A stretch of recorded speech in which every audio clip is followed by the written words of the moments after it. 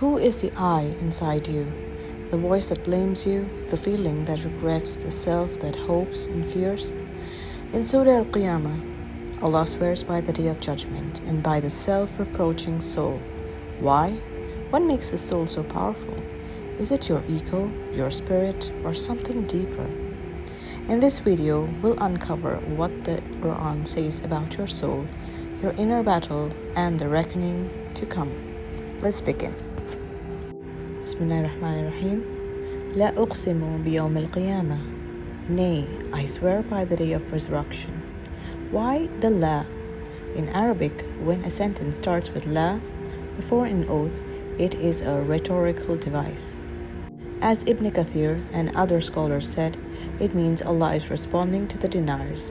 They deny resurrection, and Allah forcefully says, "No, what you claim is false, and I swear by the very thing you deny." It's not a negation, it's a divine rebuttal to their disbelief. Allah swears by the Day of Judgment, not by the resurrection itself. There's a difference. The final hour, as-sa'ah, when the universe ends; resurrection, ba'ath, when all humans are brought back to life; the Day of Judgment, Yawm al-Qiyamah, the reckoning, accounting, and final justice. Here Allah swears by the Day of Judgment because that's the ultimate proof of His promise, that actions will not go unaccounted, that souls will face the consequences of their choices, and that resurrection is not just theoretical, it leads somewhere. Who is the I inside you? The voice that blames you, the feeling that regrets, the self that hopes and fears? In Surah al-Qiyamah, Allah swears by the Day of Judgment and by the self-reproaching soul. Why? What makes the soul so powerful? Is it your ego, your spirit, or something deeper? In this video, we'll uncover what the Qur'an says about your soul, your inner battle, and the reckoning to come. Let's begin. Why is Allah saying all this? The deniers in Makkah believed in Allah nominally as a creator, but denied resurrection and accountability. This is historically true for Quraysh. And if you ask them who created the heavens and the earth, they will surely say Allah. But they rejected resurrection and judgment because believing in a creator is easy. Accepting accountability before him is what shakes people. What? When we have died and become dust and bones, shall we indeed be resurrected? Such a thing has never happened to our forefathers. And He puts forth for us a parable and forgets His own creation. He says, "Who will give life to these bones when they are rotten and decayed?" Tafsir al-Tabrani, Ibn Kathir, and Qurtubi all affirm that Quraysh rejected the idea of resurrection because they couldn't intellectually fathom how dead, decayed bones could be brought back to life. Their issue wasn't the denying of God's existence, it was in denying His power over life after death and final accountability. Let's get to the modern comparison. Well, not from classical tafsir, obviously. This is a legitimate contemporary observation. Many today claim to believe in higher power, the universe, God, or a creator, yet they reject the concept of organized faith, moral absolutes, and certainly the idea of a day of judgment. This parallels the Quraysh mindset. Sure, there's a creator, but He won't resurrect us, and there's no afterlife we're accountable to. Let's get to the complete, deep breakdown of verse 2. And I swear by the self-reproaching soul. Arabic words used, nafs al-lawwamah. What is An-nafs al-lawwamah? The self-reproaching soul is a special state of human being's inner self, a heart that constantly holds itself accountable. It's the soul that blames itself after sin, questions its own intentions after good deeds, reflects on its actions, words, and even passing thoughts, lives in a state of perpetual muhasabah, self-accounting. This is not a casual gift. It's an awakening of the soul, a battleground within, between the lower self nafs al-ammarah that commands evil and higher self nafs al-mutma'innah that seeks peace with Allah. Why does Allah swear by it? Because it's just not a feeling. It's the very essence of a conscious human being. And by swearing upon it, Allah kind of declares, "I know what stirs within you. I know your regrets, your hidden secrets, your inner battles, your quiet sorrows, your masked intentions. I know the unseen world inside your chest." As the Qur'an tells, and indeed we have created man, and we know what his soul whispers to him, and we are closer to him than his jugular vein. This is Allah proving to us that He knows what no one else knows, that He is aware of every silent conversation we have with our own soul. Let's get to the classical tafsir insights.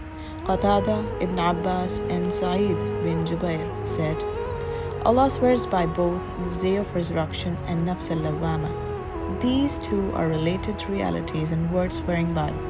One external, the terrifying certainty of Qiyamah, one internal, the soul's self-reproach and reflection. Al-Hasan al-Basri said, every believer blames himself.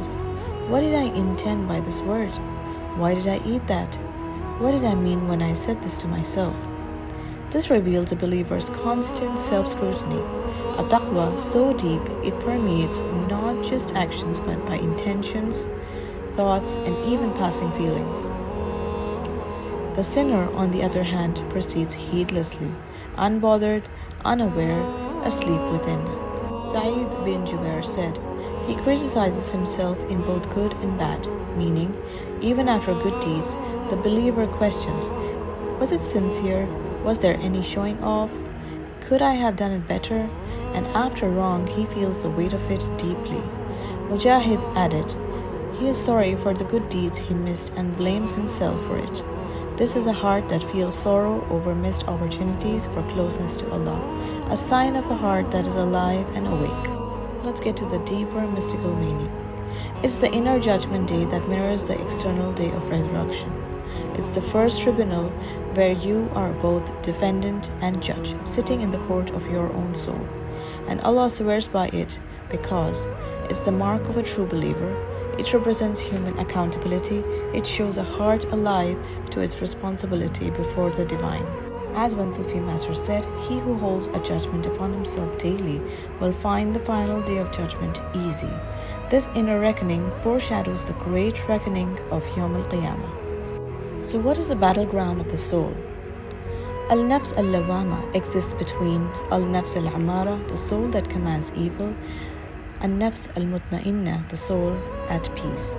This is a battleground where your higher self and the lower self wrestle for control. When Allah swears by it, it is as if He is reminding us, this is the true war within you. Know yourself and you will know you are standing with me. The soul, is it our enemy? As we reflect on verse 2 of Surah Al-Qiyamah, where Allah swears by the nafs al-lawwamah, the self-reproaching soul, we must pause and recognize a deeper truth. The soul is not just a concept, it's the very essence of our existence, the unseen part of us that will remain when the body turns into dust. It is the witness to our own secrets, the battlefield of our desires, and the key to our salvation. On the day of judgment, your soul will be the ultimate truth. The self you spent your life with will testify for you or against you. In the next part, we will dive deeper into understanding the nature of our soul, guided by profound insights from the Qur'an. What's coming next will truly challenge the way you see yourself and reality. It's going to be mind-blowing. Stay tuned. If you like this video, share it with your friends and family. And for more such videos that are thought-provoking about Islam and our Creator, do subscribe. Until next time, Jazakumullah khair. Assalamu alaikum wa rahmatullahi wa barakatuh.